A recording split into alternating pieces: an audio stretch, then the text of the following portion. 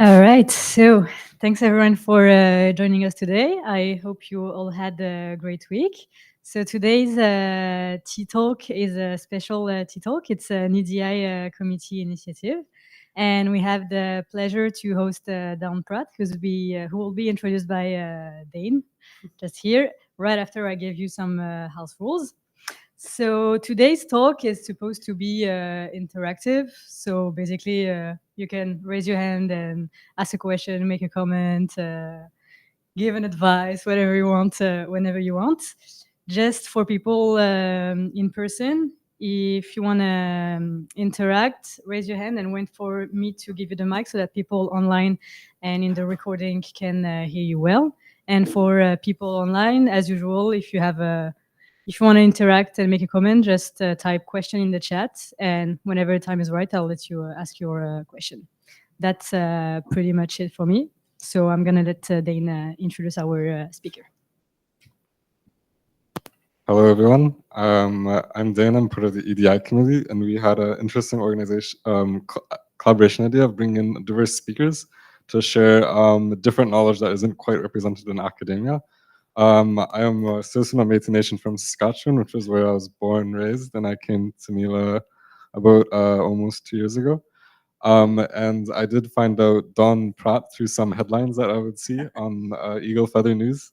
And she kind of did a lot of work in STEM, hard STEM too, in chemistry, and then also in educational outreach, including respecting traditional knowledge of elders, but also in parallel in collaboration with Western science.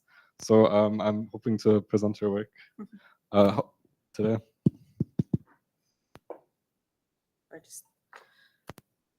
Right, so I'll start. There's my contact info.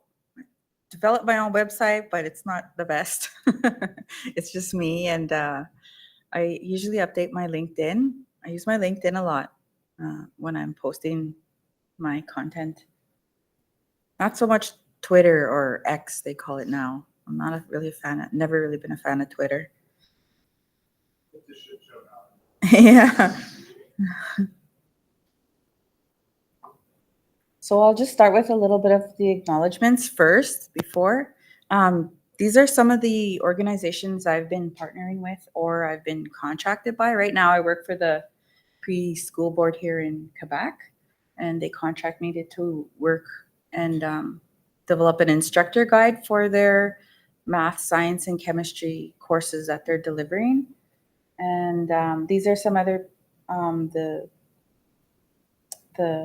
chief's head is an organization I work with in Saskatchewan called the Federation of Sovereign Indigenous Nations.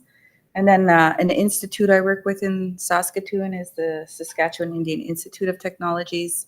And then these are some of my partners I work directly with. IndigSteam is another organization like me, but they're bigger and they're based in Alberta. And a lot of their material is targeted towards or delivered towards the Blackfoot.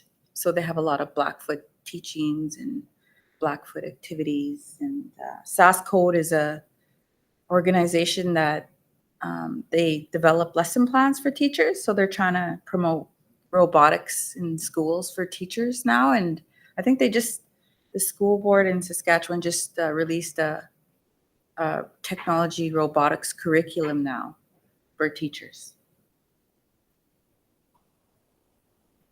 So this is just a little bit of the overview this morning. I'd rather if you want to ask questions, you can just ask me. I really want it to be more of a discussion. And if you have questions or advice or like anything, really just let me know. And so this is myself. I started my chemistry career in grade 4. My parents bought me a chemistry kit when I was in grade 4 already. So I was already practicing chemistry when I went to before I even went and learned what chemistry was. I was already practicing the scientific method and learning about experiments at a really young age. I'm actually from a community called Muscopine First Nation. It's an Ojibwe community, and it's about 40 minutes northeast outside of Regina. And as much as I was talking to Dane, I did my bachelor's in Regina at the University of Regina, and I worked for a little bit, and then I went and did my master's of science in chemistry from the University of Saskatchewan. And I've been doing about close to 25 years of education, mentorship, engagement, and just really in education, anything in education. It was like science camps, science workshops. And I worked mostly in Indigenous communities. So First Nation communities, Métis communities. I've been worked with the Inuit, and, like I got called to come work in Quebec and work with the Cree nations in northern Quebec. This is a picture in the I forget the chemistry society in the States, American Chemical Society magazine. A woman in the States asked if she could use me for a cover she wanted to design. So this is all of us are scientists, and we're Indigenous. The other 4 are in the United States, and I'm the Canadian. I usually end up the only Canadian in a lot of the American programs, and focus for Indigenous STEM professionals. So I'm the only Canadian. This is statistics from, I think, 2016. So we graduate, the bachelor's level is 1% in Canada, like Indigenous women. It's even less when you go to your graduate level. So a master's, like me, we represent 0.2% of the population that hold a master's, and it's just me. So I'm like, I think it's 0.035% in Canada that hold a master's degree in a chemistry, in a natural science, right?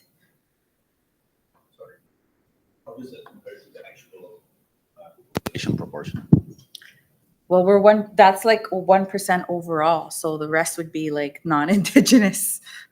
Yeah, but if 1% of the population is Indigenous, that's less surprising.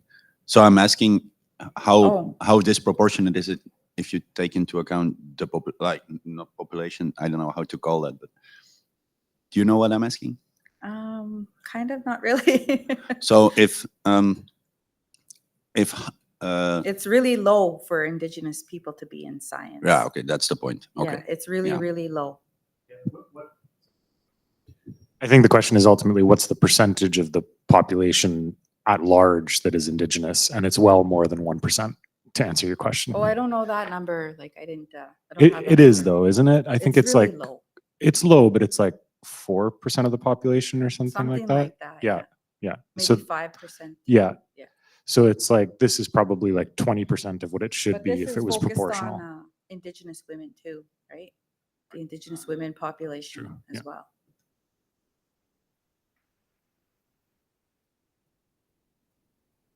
And then, which brings me to the other, what I had decided to bring more focus to was Indigenous STEM. But when I had visited a lot of science centers, when I looked at textbooks, even the science content in schools, there was nothing Indigenous.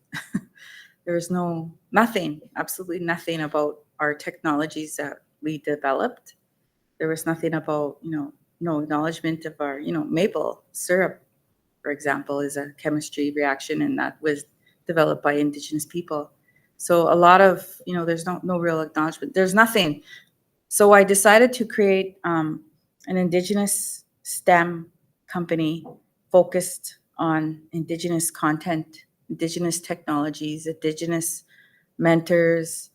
But I also try to link a lot of my materials to the curriculum when I'm delivering. So I'm always looking at the curriculum and trying to develop ideas or create. It involves a lot of creativity because you go to school in science and you learn one way in science class. So you're starting to kind of think outside that box, I guess. And so that's where I have to start to think outside the box. And it's hard because sometimes you just want to your mind just wants to go back to being inside the box. So it's challenging sometimes. But I created this company called ASCII Nutau STEM, and ASCII Nutau means worker of the earth. And it was my great grandfather's Indian name. And he was a interpreter. He spoke 3 languages, and he was an interpreter for Treaty 4. So you can see it's way at the bottom down there in Saskatchewan. So he was an interpreter. If you go into the museum, you'll see his name on the treaty museum. But also another important thing about what my work I'm doing, I'm actually answering a call to education in the Truth and Reconciliation calls around education. So what I'm doing, I'm actually, fulfilling one of the calls to action, and that's to create Indigenous content, help with the curriculum, all that, and just put an Indigenous twist on it, pretty much. And there's no book for me to go to. That was going to be the question I wanted to ask. Yeah, there's no real book that's there. That there's a multitude of books that I can develop ideas from, but there's no specific book that I could go to and say, okay, here's a lesson plan for the teacher, and it's everything's there, and it's good science, fun science. You want to make science fun and hands-on and visual, and you want to be able to engage these young students and keep them inspired and keep them going through science. Because I think about the age grade 5, 6 is when they start to lose interest in science. So it's good to get them when they're really young. And it's great to get them all along the way, but where you're really going to get them is when they're young. And they're gonna love science. Yes. So yeah, what I wanted to ask related to that question of where you gather the materials for this, because I imagine that a lot of the knowledge is not explicitly written in a textbook somewhere and highlighted with the source of where it came from. So do you have to go out and do a lot of research with elders and stuff like that? I or do work with elders, Mhm. but usually I don't share their knowledge. It's not my right to share it. Usually a lot of the stuff you'll see is stuff I pretty much researched, or I just happened to learn on my own, or I just had a light bulb moment. There was an elder that I'll talk about later, but I do share some of his materials that he shared with me and asked me, share it, let people know. But a lot of the material I don't. Communities like to keep their teachings and knowledge within them, and so I don't like to come off and it's not mine. I'm not the expert. I'm just there to facilitate, trying to help them, I guess, connect to the curriculum. Can I just ask a follow-up question to that though? Mhm. Is there a tension there then though? Because to some extent that means that the communities are, if they want to keep their knowledge internal, is that not in tension with your mission to share Indigenous knowledge more widely? I want to share, but I want to share what they allow to share. So some will allow you to share certain things, and then others, they don't want you to share. And they'll tell you, I don't want you to share this. This is just between, who's here. Right. Yeah. Like you can't record things and Right. stuff like that. So you always have to be respectful and respect their wishes when you're working with them. Yeah. But Okay, even in thanks. my own family, I have things that are shared to me that I can't share either publicly. So a lot of things I have to keep, but a lot of the documents I create is from the community. So that's their document they want, right?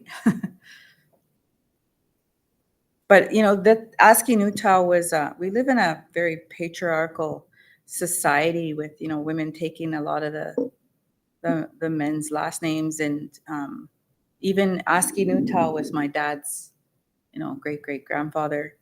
So I thought, I should start to learn more about my mother's side of the family. And so this was it's really family trees and genealogies really sometimes can get really complex. But I thought I would acknowledge on my mom's side, her mother's side, and he was actually a witness to the signing of Treaty 4. So I have on both sides of my family, one was a witness to the Treaty 4 signing, and the other one was a interpreter for Treaty 4, and his name was Moses Gordon.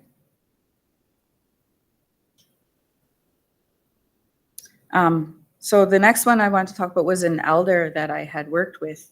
His name was Albert Scott, and he was, I worked alongside with him, and he would always share all his materials, and he'd give them to me, and he'd say, "Oh, just share, talk about this, teach from this." So this was him giving a lesson about rock teaching, or a teaching about rock teachings. He was talking to a group of educators, and so I took a picture of him and made some notes for myself about his rock teaching so I could remember. I'm more of a write down visual person. I like to make notes, because otherwise I'll forget. And a lot of Indigenous people will say there are a lot of visuals and experiential and hands-on. They prefer that way of learning. But I was trained, like in university, and to write things down as a scientist. And this was Albert and I. We gave a lecture or presentation on the path of the beaver, and so we were at the University of Saskatchewan giving a presentation. And I thought it was really important that Albert comes into this kind of environment and presents to a group of students like yourselves, and he shares his teachings about the beaver and how he sees the beaver as compared to how Western science would see the beaver. And so when I'm working, I always think of my elders are my professors now. I don't see that the university really has the knowledge I want to learn anymore. I feel like the knowledge I want to learn and understand is in communities. It's in the fields. It's with the elders, and you're not going to find their teachings or their perspectives in university unless you invite them and they come to share. Like I had brought Albert to the university to come share his teachings.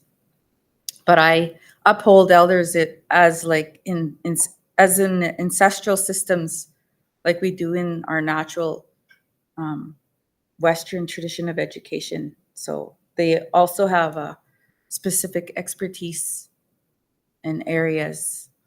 Like Albert had a lot of teachings about the beaver, the rocks, birds, and he just obtained his information from just pure observation. He never had science education course and learn this. It was just really, and myself as well. I always say I learned to teach indigenously because I just learned from working with teachers and working in the schools, and that's how I learned. So I'm not an educator by trade. I'm a chemist, and I worked in the lab, and I did experimental data, and I ran software to analyze my data. So a lot, like all my education teaching is just learned right in the field. So I always say I indigenously learned to teach. I didn't go to school to be a teacher. But this was how Albert would describe the beaver, was as he saw the beaver as a visionary, an engineer, and a climatologist, because we copied the beaver. We built hydroelectric dams in northern Quebec. We copied them. We learned from how they built their dams. We learned how to build the big dams. Beavers also, he told me that can predict weather, like the weather that's coming by by the air and temperature, and they know how to build their dam and how far out to build it. And so he says the beaver knows a lot, and they're a visionary. So they look towards the future, and they think of others too, because their beaver lodges are built for other animals as well, too, for shelter for other animals in there. But this would be this was actually a teacher on one of the communities that took me out, and it doesn't look like anything to Beaver Lodge. I was trying to get some pictures. I was quite excited. But so one of the things I knew was important in the classroom was language. So I started to bring more language into the classroom, not only learning scientific language and the common language you learn, but also if I'm in a Cree community or if I'm in a Ojibwe community, I also would have the students learning their language along with learning the scientific language in the classroom. But I had to go on the computer, of course, and go look what a beaver dam, beaver lodge looked like inside. And so you could see that the beavers are spaced in there, and they make different doors. They have different doors, front door and a back door. And they build this structure, and I was amazed. I never really was interested in beavers or rocks or anything like that. So when I would listen to Albert, I'd be like, okay, I'm going to go look and see more, learn more about the beaver. And so I found this picture. It's like the world's biggest beaver dam in northern Alberta. And you can see it from space. And it's like several generations of beaver families that built this dam. And I think it's twice the size of Hoover Dam. Yeah, so it's a massive structure. Another way or an Indigenous technology is the bow and arrow. Never even thought about the bow and arrow before, but when you learn about science, one of the first things you learn in your science course is about accuracy and precision. And when you shoot a bow and arrow, whether the animal is small or the animal is big, you have to hit the animal, and you have to be very accurate and precise when you're hunting. So, I start to see a lot of these scientific concepts we learn in class, and I start to see, oh, well, we knew about accuracy and precision, and we have there's another scientist like mine. I think he's an astrophysicist, though. He's a Blackfoot in Alberta, and he refers to our Indigenous tools as scientific instruments. So the bow and arrow would be a scientific instrument that was used. So this is me with my daughters, and we're at the Science Center. There's an exhibit called Indigenous Ingenuity in the Science Center, and they had all these technologies from Indigenous people, and bow and arrow was actually one of them. And so my daughters were practicing shooting the animal, the small animal or the big animal across the screen, and they had to try and shoot it with the bow and arrow. And so my one daughter, actually, after this, she was really interested in the bow and arrow. So now she learns how to shoot the bow and arrow now. And I'm hoping to get her into the National Aboriginal or National Indigenous, North American Indigenous Games, Summer Games, when she's ready to compete. So I'm going to ask her if she wants to compete. This was an example of a teacher that I worked with. She had these seal skin mitts, and she wanted to use them for a science fair project with her students. And she didn't quite know or understand, or she was there. She knew there was some kind of science behind these mitts, but she didn't know how to go forward and develop it into a science fair project. So I sat down and we talked about, why would they choose seal skin mitts? Why would they have fur on them? So there was reasons why they chose this material to make mitts. And they were obviously waterproof if you think about the seal, right? And the physics of heat kept the heat inside the mitt, keep their hands warm, because it's really cold up there.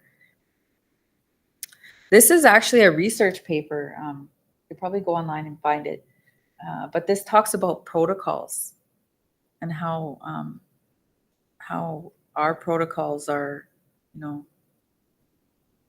probably just as older than the scientific protocols we use in the lab. So ours are thousands of years old, our protocols. And there's a lot of protocols you have to follow for ceremonies. And this was a paper I came across. So yeah, I do have to do a lot of research on my own. And lucky I have the background to read scientific journals, which helps a lot from my master's and being able to go and find them or come across them.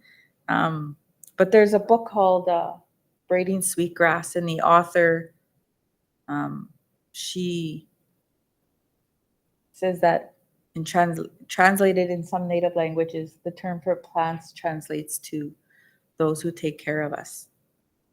I think I really like that.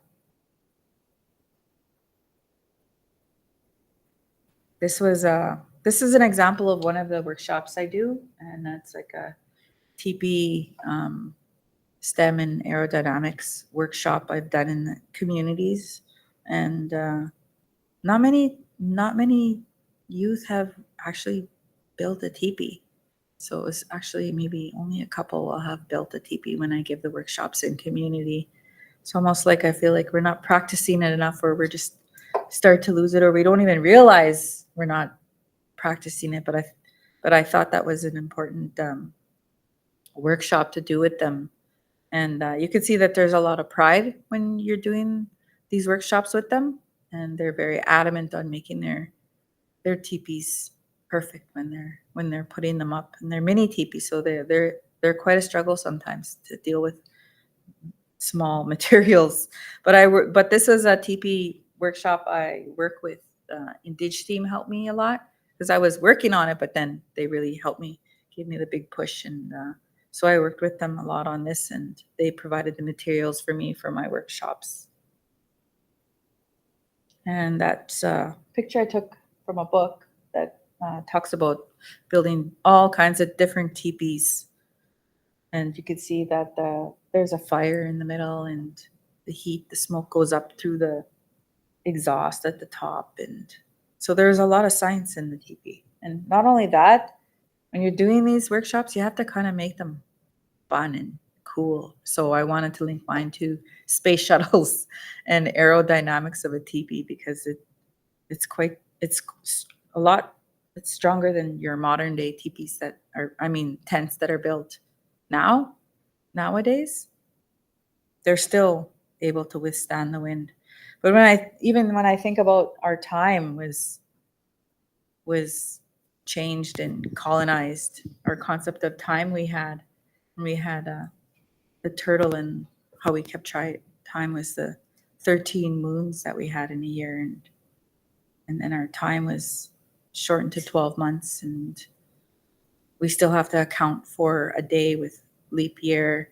So like even the Aztec calendar, I don't even think it's the year 2023. I think it's a different year based on the Aztec calendar. But a lot of this has been suppressed or not used or acknowledged anymore. Did you have a question? Yeah, I did have a question. Sorry, just on the teepee thing.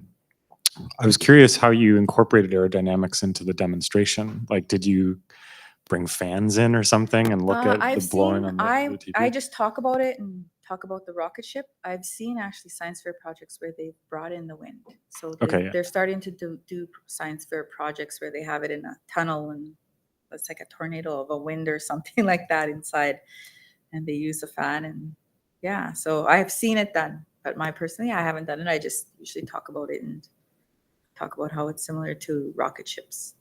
Right. Yeah. Cool. Shape of rocket ships. And I'm just curious to know also if, like, given what you're saying about their better aerodynamics relative to standard tent design nowadays, like, do you know of any, say, companies founded by Indigenous people or something to put together camping gear based on the principles of how teepees actually work? Well, for they example? still have people that build teepees and make them and put everything together and sell them, but not so much focus on aerodynamics. They're just concerned about building it. And I when see. you talk to them, they know a lot of math. Right. Yeah, they're talking in math language. And so I can't completely understand them, but they just innately know all the math, Interesting. right? It's just something natural that they just know from making the materials and cutting and Yeah. measuring. Yeah. Yeah. Interesting. Cool. Thanks.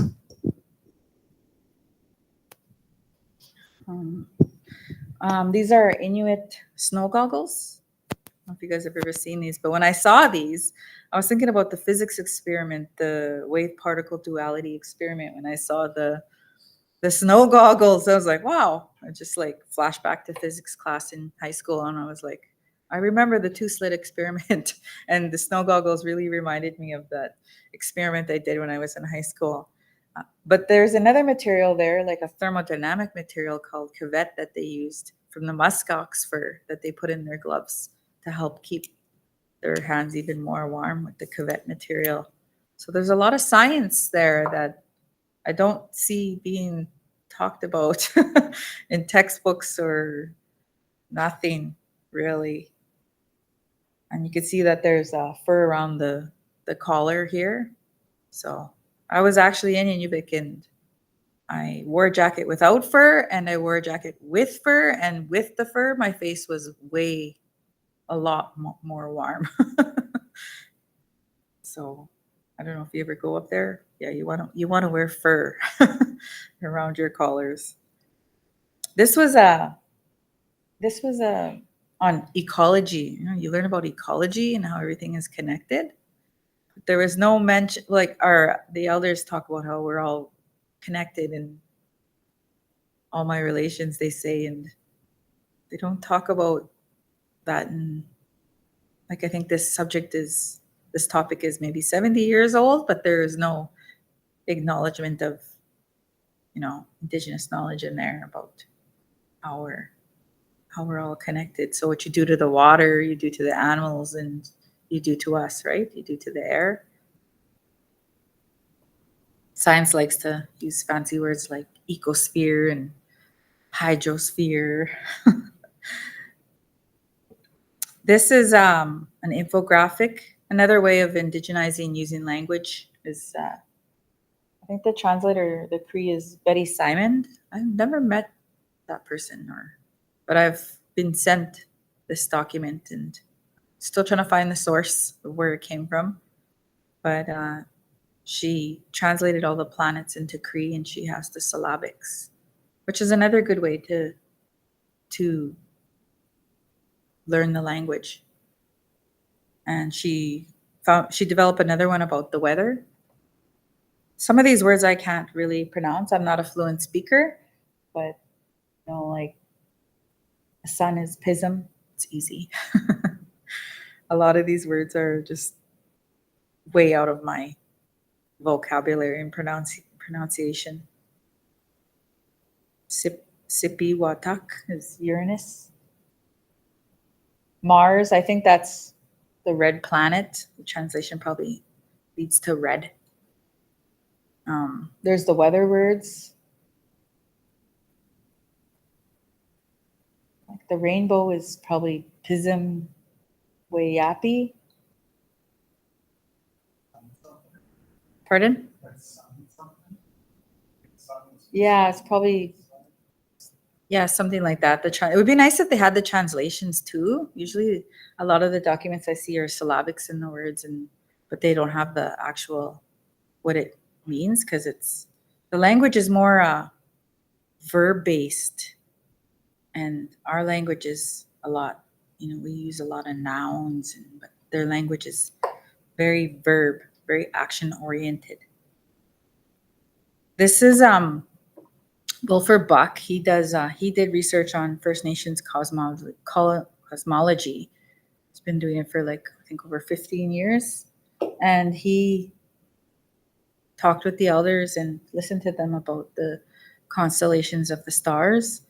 And he has a book called Tipi Skawi Kisik. And he has not all his constellations in there, but he has a good chunk of them in there. And he has the constellation, and he has the story behind the constellations.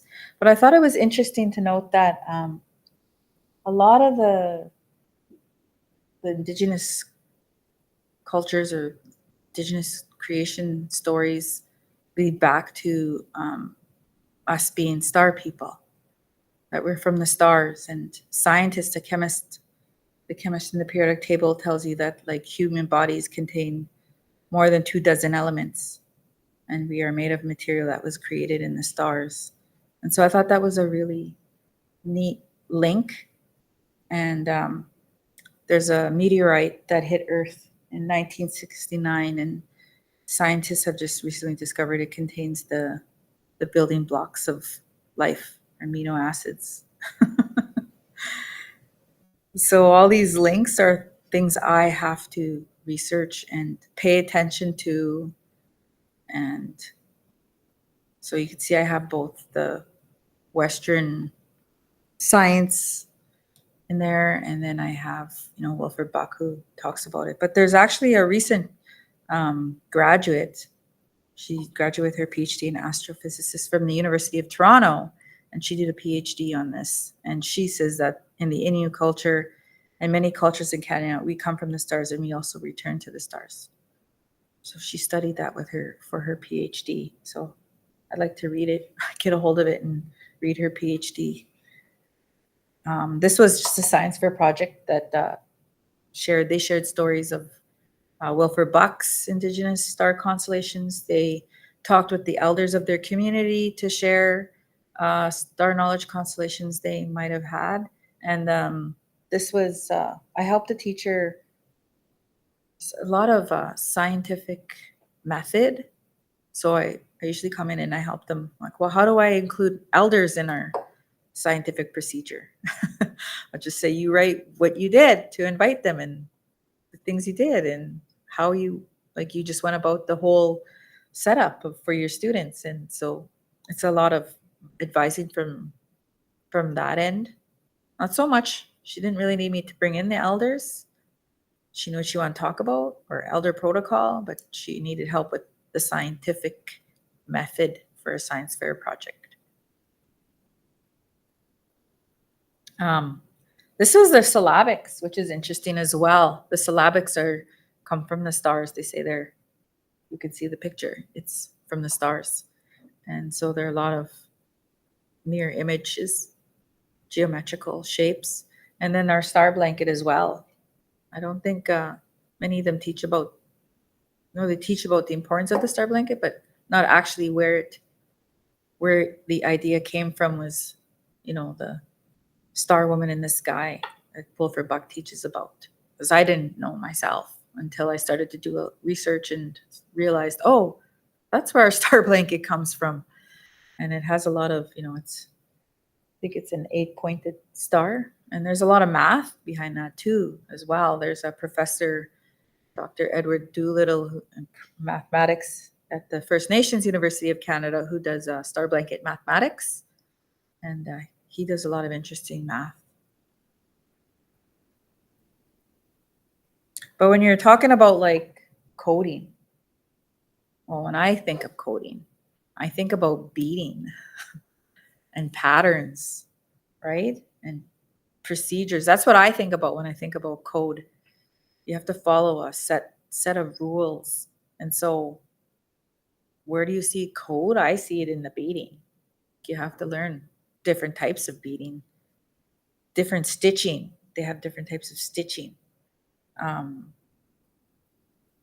There's like number patterns within the designs. There's graphing even. Recipe, like even, having the students make bannock and following a specific recipe. Like they know that you need to follow a recipe. So, trying to illustrate that concept into code for them. Like we had them making bannock and following a recipe, and then we had them doing, I don't know if you guys know what Ozobots are, but Ozobots are these little tiny robots that you can use to illustrate coding visually with markers and colors. And so this little robot will follow the color and the pattern, and then you start to put little codes inside your line with colors, and then the robot will spin around or back up or whatever. But then so we linked the idea of making bannock and following a recipe with Ozobots, and using them to they get you to write your name in Ozo code. So it's just like drawing your name, but you got to make sure all your lines are connected and you have nice neat lines. And so they learn the idea of what it means to code from a very young age.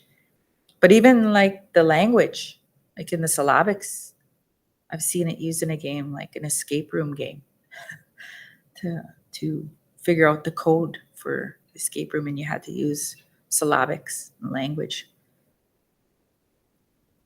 I got a question like this, like, how do you indigenize technology, robotics, and AI? And when I think of AI, I think of animal tracking. When they hunt, they were able to predict the animal's patterns, and then an animal would loop back around, they would be able to catch the animal and hunt it and shoot it.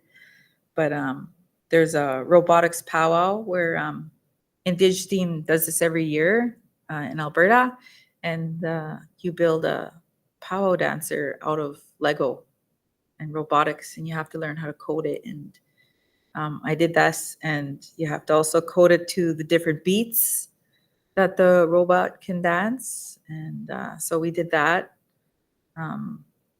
There's drones and mapping.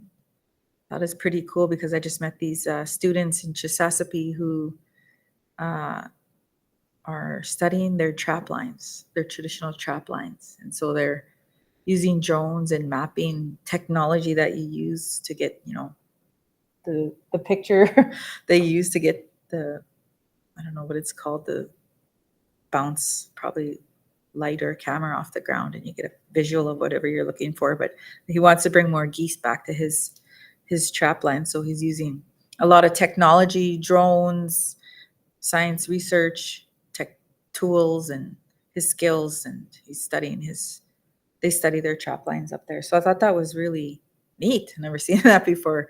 It's like traditional trap line science right there. But that would be, how I would be going about how do you indigenize? Because you think about it, and then when how would you? And then I thought, animal tracking is, AI and animal tracking was something that popped into my head. But there's another thing called the butterfly effect in chaos theory and math. I'm not a mathematician. I have some math in me, and I like math, but I never really went to the higher levels math. But this was something that I thought of it when Albert talked about how the earth shifts. He'd say when the geese fly south, they kick the earth and they fly south. And this reminded me of Albert's talk one morning about the butterfly effect in chaos theory. So this effect grants the power to cause a hurricane in China to a butterfly flapping its wings in New Mexico. So I think there's probably a more abstract thought at a higher level that I haven't even grasped yet. But I saw this butterfly effect in chaos theory and math, and I thought, wow, is that ever cool?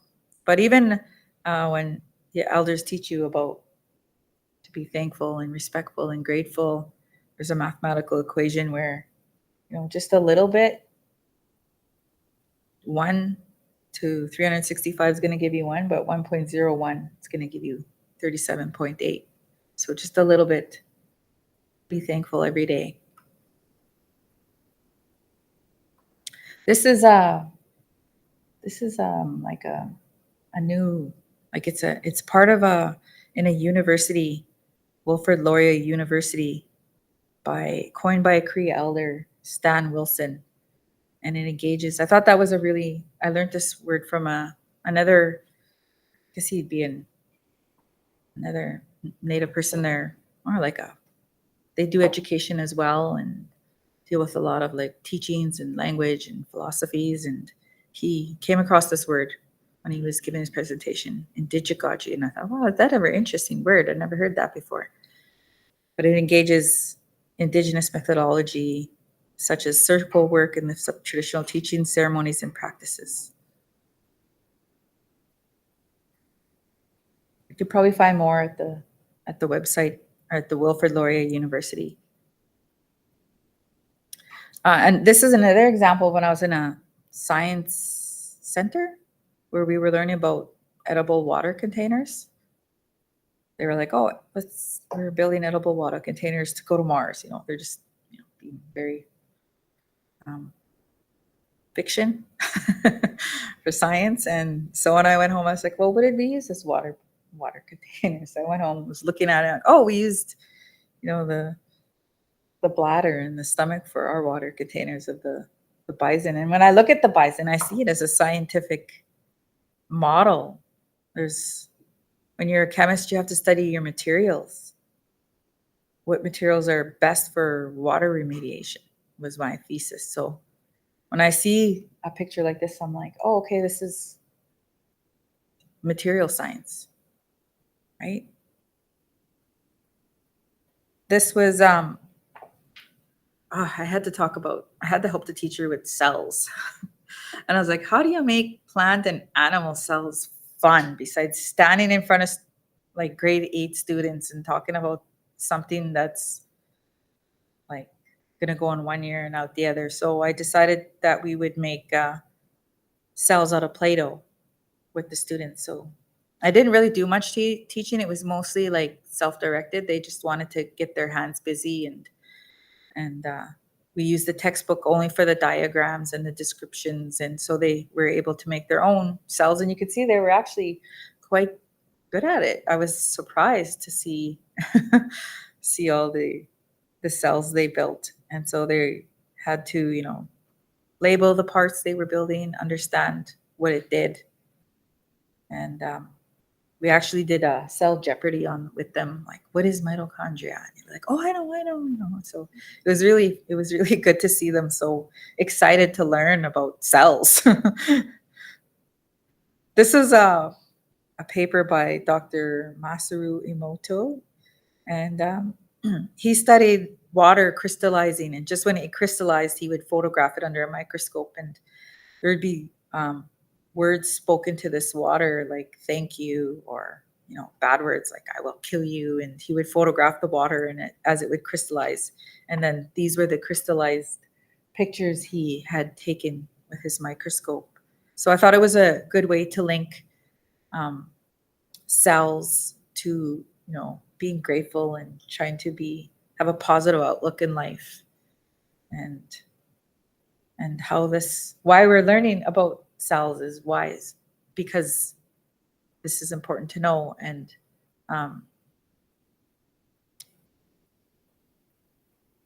so I thought that was a really interesting link.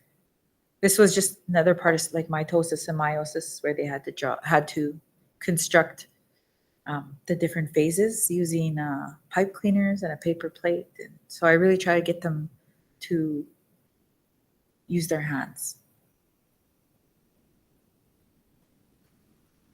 This is he's Corey Gray. He works at the LIGO in, I think, California. I'm not sure where it is, but LIGO is the Laser Interferometer Gravitational Wave Observatory, located in California. And his mom, he does presentations with his mom. They're both Blackfoot, so his mom speaks Blackfoot language. And when the observatory he works at documented like a gravitational wave flowing through Earth, he knew that all this data was going to be translated into all the languages around the world, because it was a big moment. And so he decided to have his mother translate the document as well into Blackfoot language. And so she translated it, and she described, after hearing an astronomer describe the sound of a black hole, it makes a chirp.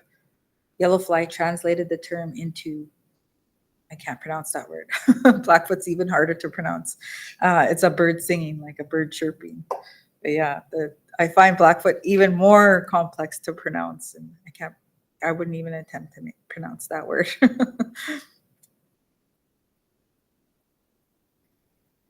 Yeah, but so he goes around and he does presentations too. So there's others like me, and they have a particular expertise. So a lot of them have a background in science, like Corey Gray has a background in science, and so they give workshops too, and I believe he does the workshop with his mother. There's two of them.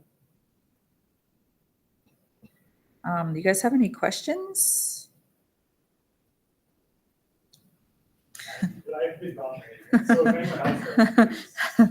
Don't be afraid. Okay, I can't help but ask this because we're actually discussing right now setting up a workshop on coding and computer science for the Cree and Chisasibi. I don't know if I'm saying that right. Chisasibi? Chisasabi? Chisasabi? Yeah, Chisasabi. Chisasabi, merci. Yeah. Thank you. So I was really interested in the concept of using beading to explain the idea of kind of coding and rules. And so I'm curious, so did you actually run a workshop doing that? No, because I can't bead. Yeah. So I've seen it done. There's a lot of people like I seen on Twitter that relate beading to math. Mhm. So a lot of people I see, I Okay. watch. Can That would be I- cool. But I don't know. I myself don't know how to bead. Can I jump in? Yeah. I've done that. Oh, have you? Yeah. I did it. What was it February? Something. I went to Chesapeake with a group of people from McGill, Okay. and then we were running a beading workshop there.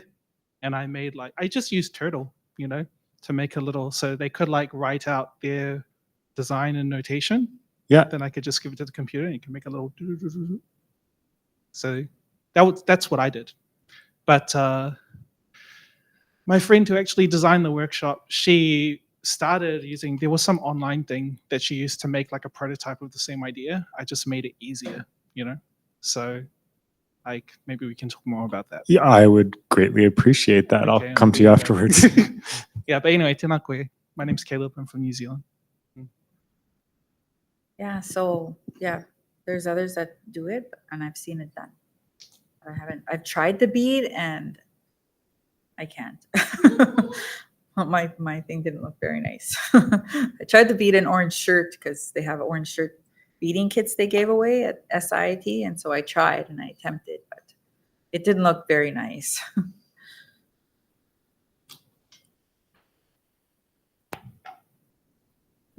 So this was another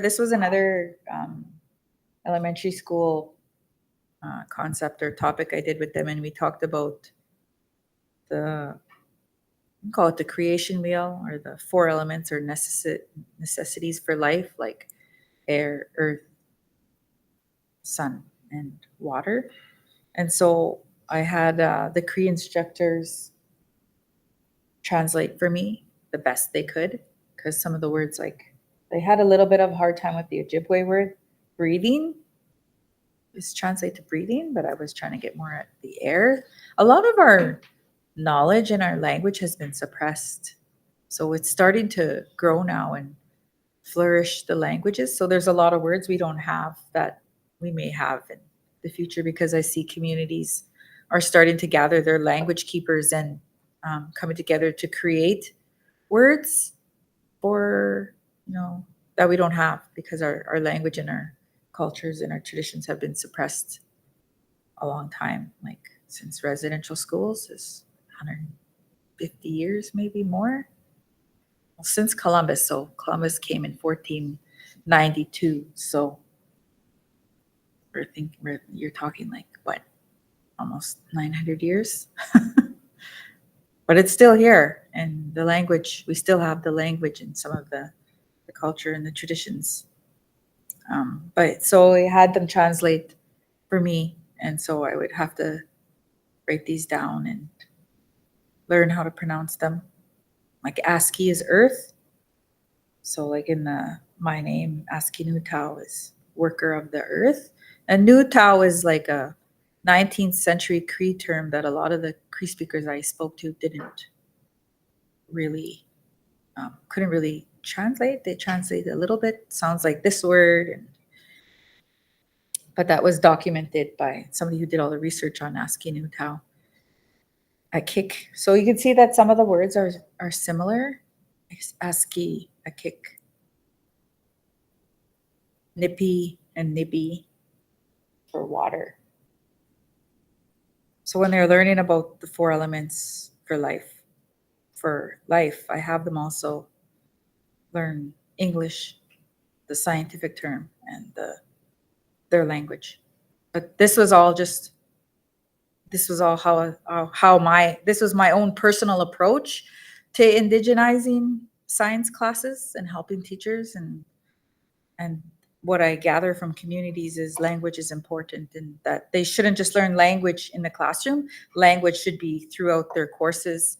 Language should be taught at home for them to keep on with the language. So I knew that from listening to people that language was important, and that was one of the things that I would have to incorporate if I was going to be indigenizing science or math. It was the language was important as well. But you can see here, this is, some of the students. And I also was able to find some like books about Mother Earth for them and some teachings in there. And we had the elder come in there and spend some time with us in the classroom. So the schools, when I go to the communities, they have their elders for the schools. So they'll call in the elders from the community. So I usually leave that up to the teachers because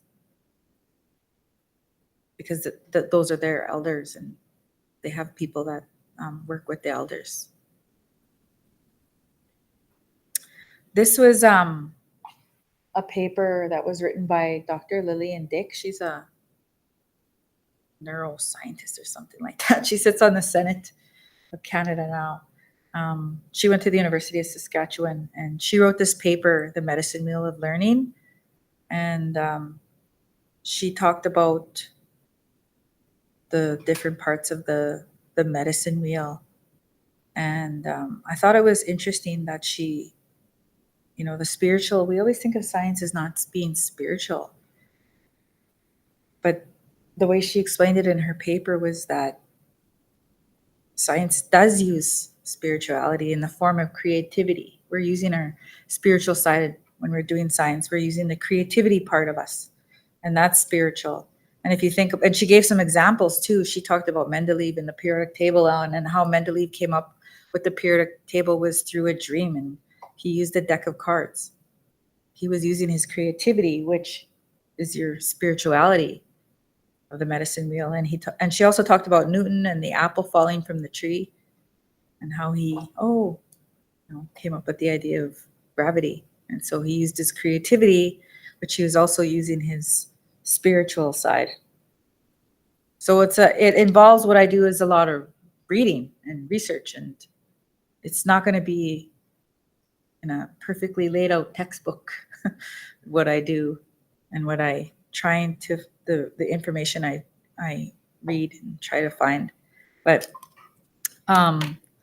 this was how I broken it up. I did it with the students in the classroom, even changing the way we learn in the classroom. Because I remember Albert used to say, teach from the medicine wheel. And I never really understood that until I seen this paper. And I'm like, that's what Albert's talking about. So I went through this necessities for life, the 4 elements, with the students. And I broke down each part of the lesson plan like this. So the spiritual side, students will begin to understand the 4 elements of living and non-living things and become aware of this classification in their environment. So they get to learn. Sometimes they're learning the scientific perspective, Western education, mainstream education, but they also learn their Cree worldviews as well, because what's considered non-living in Western science is considered living in their Cree worldview. So they're learning 2 worlds in the classroom. This is what your elders will teach about, and this is what Western science teaches about. So they learn 2. And so we went through, I think even the way we deliver science can be changed in the classroom through using this medicine wheel teaching. And emotional, they knew the importance of clean air and clean water, and they were very young. They knew that they wanted clean water to drink and clean air to breathe.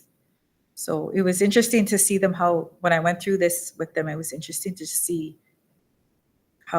where their knowledge was at and how they interacted with my questions. And so they, the physical, science. Students will examine, identify, classify living and non-living things in which they connect in our everyday lives. Pretty straightforward for science. Science has never really changed what we learn in science. It's the same. And then the mental was that we should always be aware that Mother Earth is the provider of the 4 elements we use to nourish our bodies and minds and the planets and the animals. So it was bringing both of them together, and did it in the classroom. And I thought, wow, we can even change the way we learn in the classroom. It doesn't have to be this way we learn. Like, I think it's Bloom's taxonomy of learning or something it's called. I have a question.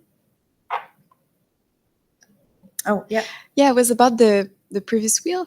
I was curious as to, maybe I missed an explanation, but like, where is this kind of connection? North mental, east spiritual, That's south the emotional. 4 parts of the medicine wheel. And so they're related to the mental, the spiritual, emotional, and the physical. That's a teaching. And so they link it to the 4 directions as well. The 4 colors. Oh, nice. Okay. And is there any intuition as to like those direction, or are they related to the? Well, the north is, that's why the north is up, right? Mhm. But like they'll have, depending where you are, it'll change. This isn't set in stone. So the colors will change. The way the animals are linked on the I think this was Albert's, the way he laid out the animals. This was Albert's medicine wheel. So this would be we have an animal classification, but he had a classification where we called them the flyers, the crawlers, the 4-legged, and the swimmers. So they would learn the Western science classification of animals, but they could also learn their Cree or Ojibwe ways of classifying animals. Yeah. But this is a medicine wheel, but the medicine wheel will change depending on where you are in the community. So everything has to be very localized. You just can't take one concept and apply it across Canada. This was an art picture, and it talks about the resonances between Indigenous art and images captured by the microscope. I thought that was a really neat piece of art.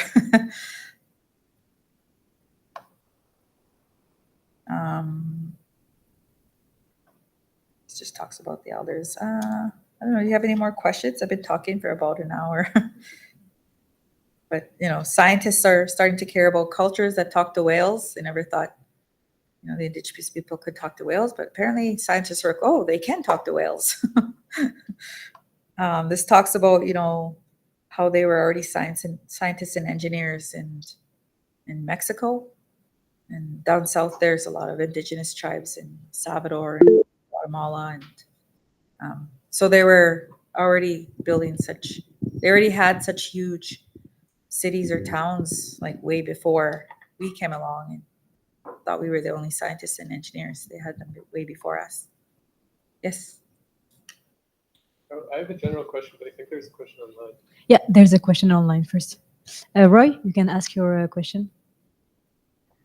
Oh yeah, okay. I just wanted to know, out of inquisitivity, how did they communicate to whales? I'm not sure, but they knew how to communicate. It might be in that paper. There's a paper there that explains how they understood how the people talk to whales. Okay. I'm not sure the details, but the papers, I have the paper in I think it's at the Smithsonian Magazine. And Okay. probably if you just search the title, why scientists are starting to care about cultures that talk to whales. Oh, okay. Because I mean, it's interesting because there are some parallels in African culture regarding communication to certain animals and other entities, and it would have been just interesting to learn more about it. But I follow up on the link. Thank you. I think it says like the smell of wood smoke would drive a whale away from their camp. So it probably talks about the smoke and I don't know the details, I know that, but I know that the paper talks about it, and you can find it at the Smithsonian magazine.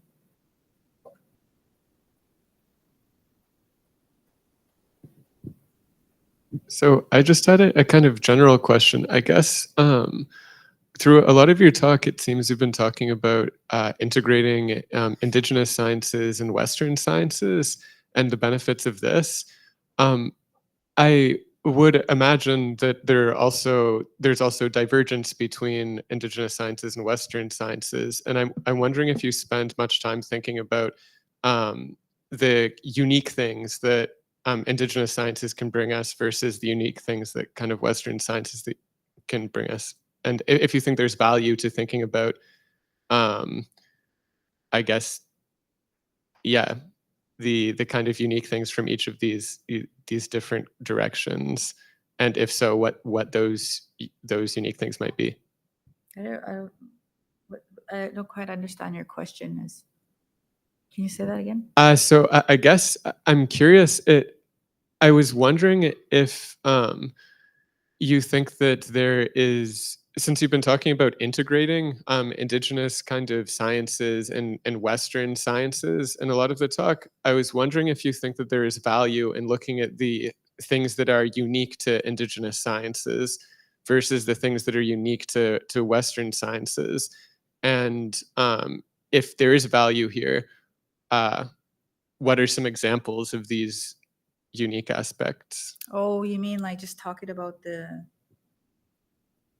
like something that for example, something that Indigenous science brings us that Western science wouldn't be able to bring us, I guess, as a society. The teepee? The teepee is a really good example of that, because I have a video or something or picture in my materials that shows actually the teepee withstanding the winds and all the tents are blown over. Like the teepee is a clear example of that, especially when you have a picture or video of it still standing and all the other tents are blown over. Yeah. Cool, thanks. Okay, do you have time for a question? Yeah. So you've talked about language quite a little bit during the presentation, and to me it seems that language is very important for Western science, like to help us understand concepts, talk about things. So one question is whether it is also important for Indigenous knowledge, and then the other question I have related to this is, given the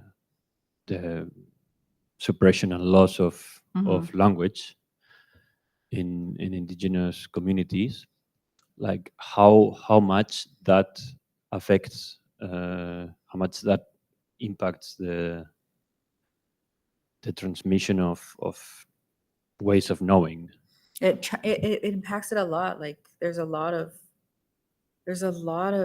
knowledge that's been lost, and the language, they say, has a lot of that knowledge, and we've been losing our language, right? And I can't really even, like, I wish I understood language, because I'd probably be able to pull a lot more science out of what I've seen so far. But yeah, it's embedded in the language, and you lose the language, you're gonna, like, we've already lost so much, considering how long we've been here. Like, I'm sure they knew a lot more than what we know. We know now. That's what I think, anyways.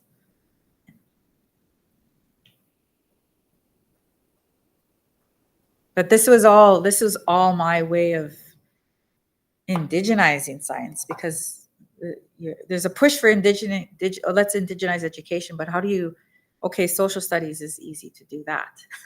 English is easy, but how do you indigenize math? How do you indigenize science? This is how I was taught when I went to school. And it's like, well, I guess I have to just create on how do you indigenize science? How do you go about doing it? And you have to link it to the curriculum. So my hands are kind of tied to curriculum now. And so it was a lot of my, I'll do language. And I started to just come across articles where it was Indigenous. And then listening to Albert as as the elder mentor I had, and I was started to just kind of put all these things together, and I didn't really know what I was doing. I was just, okay, I got to indigenize and this is what I do. But then when I started to go on my own, I'm like, was starting to formulate this like concept of, oh, I could be my own educational consultant, but still trying to visualize, what is this? Like, what is this happening right now kind of in front of me? And, oh, okay, it's important to have, I guess, a STEM company focused on Indigenous knowledge and tools and technology, but really to like sit there and kind of go, what am I doing? Like, what is this and what's happening? And like really trying to solidify and put it into like what it is was really took, a little while to kind of figure out, oh, I could do this. This is what we need. Like not only the communities, our Indigenous communities needed this, our non-Indigenous communities and our universities and our institutions also need this, right? So it was moving towards that. And that's why I'm here, because of what I started to do. And it was why I'm doing what I'm doing, because there are such gaps in the education system. There are so much gaps in textbooks. Even in the books, there's so much gaps in the knowledge still. So it's just, the more I when I initially started, I thought, oh, I'll work with Indigenous communities. And then it just, like Dane had mentioned, you see me in the headlines, and it blew up from there. And it was, universities wanted to talk to me, and institutions or technology institutes wanted to talk to me. And on top of that, I have the communities, and then I have the youth who also, the communities want me to come there and, do workshops with, young children, or I'm doing workshops with educators who are teachers or they're professors. So it really just blew up after I started to work more on developing and collecting my research. Pretty much, this is my research I've been doing, and I have to read a lot of books of other people who can kind of put that puzzle, because it's like a big puzzle for me right now. I'm still finding pieces to collect here and there to see my puzzle. But that's how I started. I didn't really know what I was doing. I just knew that something was missing.